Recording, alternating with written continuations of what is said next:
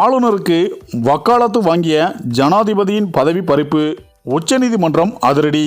அதாவது ஆளுநர் குடியரசுத் தலைவர் மசோதாக்களுக்கு ஒப்புதல் அளிக்கும் விவகாரத்தில் காலக்கெடுவை நிர்ணயம் செய்து சுப்ரீம் கோர்ட் உத்தரவிட்டிருந்தது. மேலும் இதனைத் தொடர்ந்து இந்த விவகாரத்தில் 14 கேள்விகளை கொண்ட ஒரு விளக்க குறிப்பை குடியரசுத் தலைவர் திரௌபதி முர்மு அளித்திருந்தார்.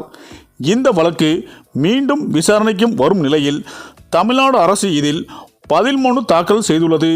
அதில் குடியரசுத் தலைவரின் விளக்க குறிப்பிற்கு பதிலளிக்காமல் திருப்பி அனுப்ப வேண்டும் என்று தமிழ்நாடு அரசு கூறியிருந்தது. அதாவது தமிழ்நாடு சட்டசபையில் நிறைவேற்றப்பட்ட பல மசோதாக்களுக்கு ஆளுநர் ரவி ஒப்புதல் அளிக்காமல் நிலுவையில் வைத்திருந்தார். இது தொடர்பாக தமிழ்நாடு அரசு சார்பில் உச்சநீதிமன்றத்தில் வழக்கு தொடரப்பட்டது. இந்த வழக்கு விசாரித்த சுப்ரீம் கோர்ட் நிலுவையில் இருக்கும் மசோதாக்கள் விவகாரத்தில் தமிழக அரசுக்கு சாதகமான தீர்ப்பை வழங்கியது. மேலும் சட்டசபையில் நிறைவேற்றப்படும் மசோதாக்கள் மீது முடிவெடுக்க ஆளுநர்கள் குடியரசுத் தலைவருக்கு காலக்கெடுவை நிர்ணயித்து தீர்ப்பளித்தது.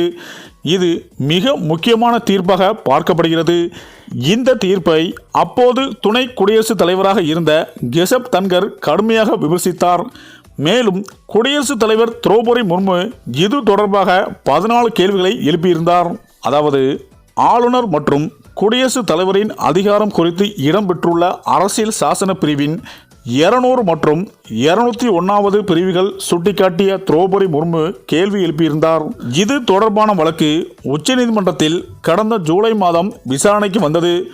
சுப்ரீம் கோர்ட் அமர்வை அது விசாரித்தது. அன்றைய தினம் விசாரணையில் இந்த வழக்கில் அனைத்து மாநிலங்களுக்கும் பதிலளிக்க சுப்ரீம் கோர்ட் உத்தரவிட்டது. மேலும் இந்த வழக்கு விசாரணை பட்டியலிட்டுள்ளது. இதற்கிடையே தமிழக அரசு இந்த விவகாரத்தில் தாக்கல் செய்துள்ள பதில் மனு குறித்து தகவல்களும் வெளியாகியுள்ளது. மேலும் மசோதாக்கு ஒப்புதல் அளிக்கும் விவகாரத்தில் சுப்ரீம் கோர்ட் தீர்ப்பு தொடர்பாக குடியரசுத் தலைவர் கேள்விக்கு எதிராக தமிழக அரசு இன்று பதில் மனு தாக்கல் செய்துள்ளது. அதில் குடியரசுத் தலைவர் விளக்கம் குறிப்புக்கு பதில் அளிக்காமல் திருப்பி அனுப்ப வேண்டும் என தமிழக அரசு தெரிவித்துள்ளது. குடியரசுத் தலைவரின் விளக்க குறிப்பு ஏற்கனவே உள்ள சட்டத்தை சீர்குலைப்பதாக இருப்பதாகவும் உச்சநீதிமன்ற தீர்ப்புகளை மீறுவதாக செய்யப்பட்ட மேல்முறையீடு போலவே தெரிவதாகவும் குறிப்பிட்டுள்ளது.